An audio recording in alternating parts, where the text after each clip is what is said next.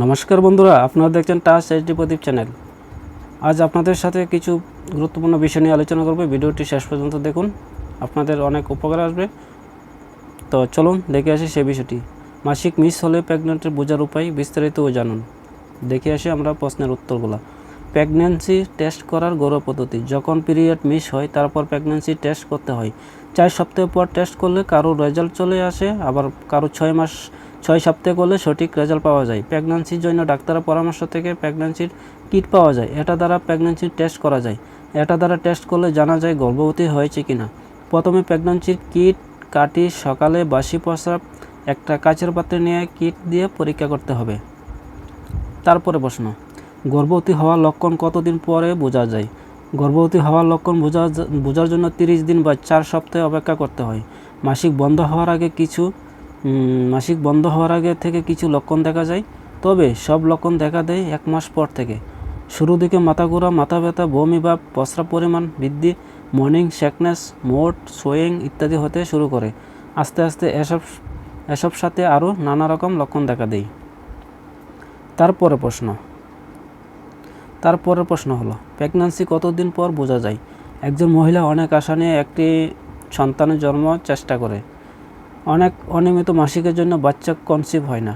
অনেকের শারীরিক নানা সমস্যার জন্য বাচ্চা কনসিভ হতে চায় না, যার ফলে মনে নানা রকম হতাশা সৃষ্টি হয়।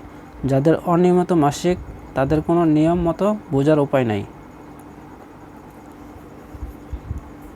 তারপরে প্রশ্ন আমরা দেখব বন্ধুরা। ভিডিওটি যদি ভালো লাগে লাইক, কমেন্ট, শেয়ার এবং পাশে থাকা বেল আইকনটি বাজিয়ে রাখবেন। এরকম নিত্য নতুন ভিডিও আপলোড দেওয়ার সাথে সাথে আপনাদের কাছে পৌঁছে যায়।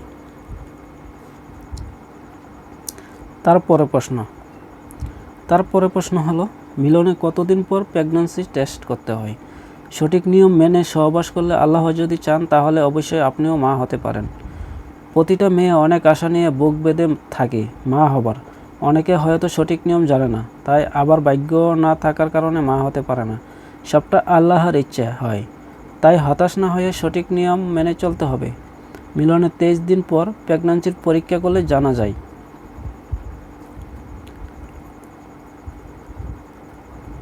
তারপরে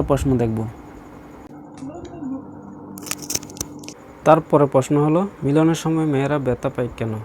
যখন কোনো মেয়ে প্রথমবার মিলন হয় তখন সে ব্যথা অনুভব করে। যে সকল মেয়েরা দেহে যোনির পেশি অতিরিক্ত কঠিন হয় তাদের যৌন মিলন সময় ব্যথা হতে পারে। যৌন উত্তেজনা কমে গেলে মেয়েদের যৌন সঙ্গমের সময় ব্যথা হতে পারে এবং এটা যে কোনো বয়সের মেয়েদের হয়। মেনোপজের কারণেও যোনিদ্বারে ব্যথা হয়। যৌন রোগ যে সকল মেয়েদের আছে, যেমন গনোরিয়া, ক্লামাইডিয়া, হারপিস ইত্যাদি কারণে ব্যথা হয়ে থাকে। তারপরে প্রশ্ন, মিষ্টি কুমড়ার বীজ খাওয়ার উপকারিতা।